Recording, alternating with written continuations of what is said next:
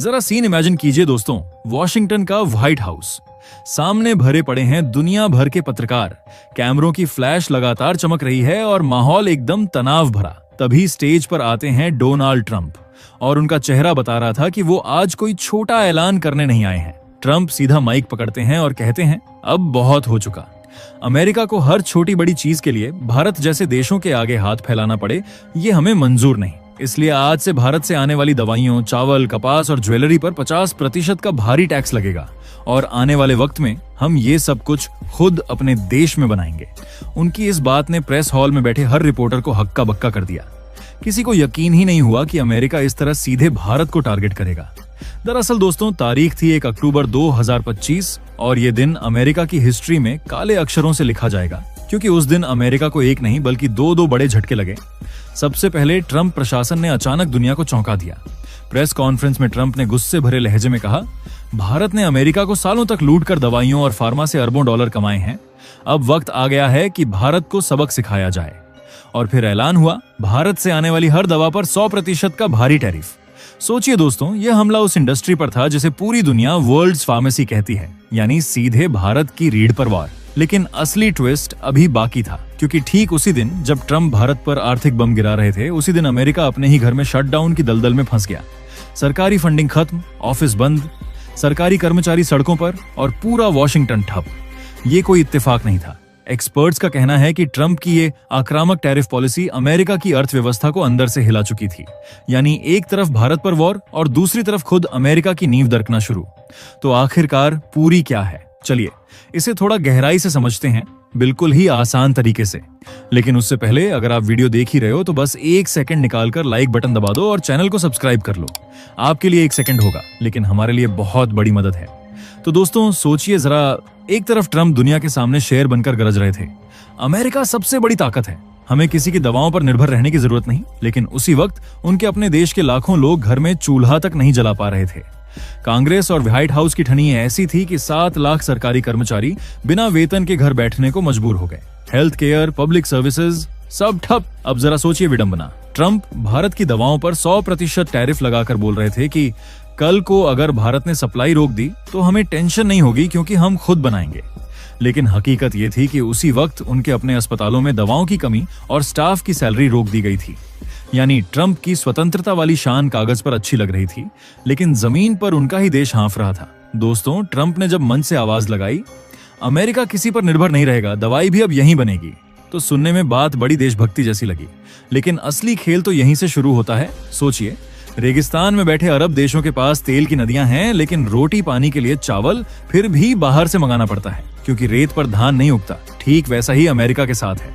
वहां दुनिया की सबसे हाईटेक लैब्स हैं, अरबों डॉलर की रिसर्च है, लेकिन जब कैंसर, डायबिटीज या दिल की दवा बनाने की बारी आती है तो उन्हें भी दरवाजा खटखटाना पड़ता है भारत और चीन का। सच ये है कि अमेरिका अपनी 10 में से 9 जेनेरिक दवाइयां भारत चीन से खरीदता है। यानी कागज पर सुपर पावर चाहे जितना बड़ा हो, लेकिन उसकी फार्मेसी की चाबी तो आज भी भारत के पास है। अब जरा ट्विस्ट सुनिए, ट्रंप ने टैरिफ ठोका 100% का, ये सोचकर कि भारत झुक जाएगा, लेकिन हुआ उल्टा। भारत ने खेल का रुख ही बदल दिया। जहां पहले दवाइयों के जहाज अमेरिका की ओर रवाना होते थे, अब वही जहाज मुड़ गए अफ्रीका और यूरोप की तरफ। यानी ट्रंप को लगा कि उन्होंने भारत को सजा दी, लेकिन असल में चालाकी से भारत ने शतरंज की बिसात पलट दी। दोस्तों, शायद ट्रंप ये भूल बैठे कि भारत सिर्फ अमेरिका की फार्मेसी नहीं है, बल्कि पूरी दुनिया की दवा की दुकान है। आज भारत 200 से ज्यादा देशों को वो दवाइयां देता है जिनसे करोड़ों लोगों की जिंदगी चलती है। अब जरा आंकड़े देख लीजिए। साल 2024 में अमेरिका ने भारत से 3.6 बिलियन डॉलर की दवाइयां खरीदी, लेकिन 2025 आते आते सिर्फ 6 महीनों में ये आंकड़ा 3.7 बिलियन डॉलर को पार कर गया। यानी अमेरिका कहने को भारत को धमका रहा था, लेकिन असल में उसकी अपनी नसों में दौड़ता इलाज भारत से ही आता था। अब सोचिए, अगर भारत ने सप्लाई काट दी तो होगा क्या? अमेरिकी अस्पतालों की शेल्फ खाली हो जाएंगी, मरीज लाइन में लगेंगे, लेकिन दवा नहीं मिलेगी। ऑपरेशन टेबल पर पड़े इंसान की जान इस बात पर अटक जाएगी कि दवा का शिपमेंट अटका पड़ा है। और ट्रंप वो कहते हैं, हम अपनी दवाइयां खुद बनाएंगे। लेकिन सवाल ये है कि बनाएंगे कैसे? कच्चा माल कहां से लाएंगे? क्या गाय के गोबर से दवाइयां निकलेंगी? और मान लो कच्चा माल मिल भी गया तो क्या रातों रात दवा बन जाएगी? हकीकत यह है कि एक नई दवा बनाने में 5 से 15 साल लग जाते हैं। सैकड़ों क्लिनिकल ट्रायल्स, रिसर्च और फिर WHO जैसी संस्थाओं से मंजूरी। ये सब किसी फैक्ट्री के बटन दबाकर बनने वाली चीज नहीं है। यही कारण है कि ट्रंप के अपने आर्थिक सलाहकार स्टीफन मोर ने साफ कह दिया, मिस्टर प्रेसिडेंट, आप दूसरों को सबक सिखाने के चक्कर में अपने ही लोगों की जान से खिलवाड़ कर रहे हैं। टैरिफ्स पर आपका फोकस पूरी तरह गलत है। 2 रास्ते पर खड़ा था अमेरिका, एक तरफ घर में शटडाउन की आग और दूसरी तरफ उस टैरिफ की आग जो ट्रंप ने भारत पर झोंक दी थी। मतलब जिनकी जेब कमजोर हो रही थी वही दूसरे के लिए नाम लेकर वार कर रहे थे। इसी जंजाल का सामना करने के लिए भारत की फार्मा जगत ने चुपके से बड़ा प्लान सेट किया। लक्ष्य साफ था, अमेरिका पर निर्भरता को काट डालो। रणनीति 3 हिस्सों में बंटी थी। पहली, अमेरिका को पीछे छोड़ो और अफ्रीका, लैटिन अमेरिका और दक्षिण पूर्व एशिया जैसे उन बाजारों पर पकड़ जमाओ जहां मांग तेज है। दूसरी, जो कच्चा माल चीन देता है उसे अब तैयार दवाइयों के रूप में बेचकर व्यापारिक संतुलन बहाल करो, यानी कच्चा माल वहीं से आए पर मुनाफा भारत की जेब में रहे। तीसरी, रूस, नीदरलैंड, ब्राजील जैसे बड़े बाजारों में अपनी पैठ बढ़ाओ ताकि अगर कोई बाजार बंद भी हुआ तो दूसरे से नुकसान मिटे। ये वही चाल थी जिससे कहानी ने नया मोड़ लिया। एक चाल जिसने ग्लोबल सप्लाई चेन की तह हिला दी। याद कीजिए 2020 को, जब महामारी के दौरान वही अमेरिका भारत से हाइड्रोक्सी क्लोरोक्वीन की भीख मांग रहा था और फिर मिली जुली धमकियां भी हुई। अब वही ट्रंप जो अगस्त में टैरिफ को 250% तक ले जाने की बात कर चुका था, उसी पुराने इरादे पर लौट आया। भारत की फार्मा इंडस्ट्री की हड्डी तोड़ दो। पर इस बार खेल अलग था। भारत ने चुपचाप अपनी बिसात बिछाई और बाजारों को अपनी तरफ मोड़ना शुरू कर दिया। लेकिन असली मजा तो तब आया जब अमेरिका के भीतर ही दरारें दिखने लगीं। सोचिए, ट्रंप बाहर दुनिया को ताकत दिखा रहे थे और अंदर से उनके ही लोग विरोध करने लगे। कॉमर्स सेक्रेटरी हावर्ड लुटनिक ने इशारा दिया कि शायद ये टैरिफ वापस भी लिए जा सकते हैं। यानी अमेरिका खुद ही कंफ्यूज था, भारत से बैर लें या फिर हाथ जोड़ लें। और तभी हुआ असली मास्टर स्ट्रोक। अमेरिका भारत के लिए दरवाजे बंद कर रहा था और दुनिया के दूसरे छोर पर चीन ने भारत के लिए अपनी बाहें खोल दी। जहां वॉशिंगटन 100% टैरिफ ठोक रहा था, वहीं बीजिंग ने चुपके से अपनी 30% इंपोर्ट ड्यूटी को घटाकर सीधा 0 कर दिया। यानी जो काम अमेरिका भारत से छीनना चाहता था वही चीन भारत की झोली में डाल रहा था। ये कोई संयोग नहीं था, ये चीन की सोची समझी चाल थी। ट्रंप हमें दुश्मन बना रहे थे और चीन हमें सबसे बड़ा पार्टनर बनाकर खींच रहा था। दोस्तों, यहीं से तस्वीर पलट गई।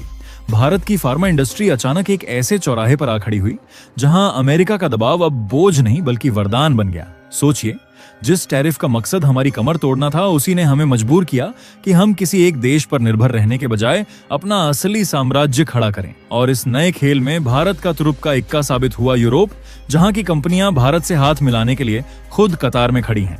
इसके अलावा दोस्तों, जरा सुनिए ये कहानी।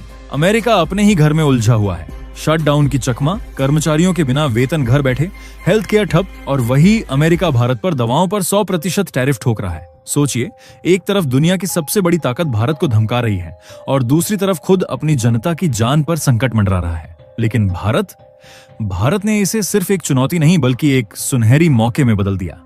अमेरिकी दबाव के बीच भारतीय फार्मा इंडस्ट्री ने मास्टर प्लान बनाया। अमेरिका छोड़ो, दुनिया पर ध्यान दो। अफ्रीका, लैटिन अमेरिका, यूरोप, हर नए बाजार पर कब्जा। और तभी ट्विस्ट आया, चीन। जब अमेरिका भारत को रोकने की कोशिश कर रहा था, चीन ने दहाड़ मारी और भारतीय दवाओं पर इंपोर्ट ड्यूटी को घटाकर 0 कर दिया। यानी अमेरिका के टैरिफ का असर सीधे चीन के बाजार में खत्म। साथ ही EFTA समझौते ने यूरोप के दरवाजे खोल दिए। ब्रिटेन में बिक्री 22% बढ़ी, जर्मनी में 6%। ये सिर्फ आंकड़े नहीं, ये रणनीतिक जीत है। दोस्तों, असली खेल अब सामने है। अमेरिका फंसा हुआ शटडाउन में, भारत शक्तिशाली, विकल्पों से भरा। दुनिया को दिखा दिया कि भारत किसी के दबाव में नहीं झुकेगा। अब सवाल आपसे, क्या भारत ने सही कदम उठाया कि हम अपने माल उन्हीं देशों को बेचें जो हमारी कदर करते हैं? अमेरिका को छोड़कर अफ्रीका और यूरोप को दवाइयां देना सही रणनीति है या जोखिम? नीचे कमेंट में बताइए, क्योंकि ये सिर्फ व्यापार की कहानी नहीं, वैश्विक ताकत के खेल की कहानी है। और दोस्तों, ये थी आज की बड़ी खबर जो काफी रिसर्च और मेहनत के बाद हमने आपके सामने रखी है। तो अगर आप हमारी मेहनत को सपोर्ट करना चाहो तो वीडियो को लाइक और चैनल को सब्सक्राइब करके अपने दोस्तों से शेयर कर दें ताकि उन्हें भी ये जानकारी मिल सके। जय श्री राम।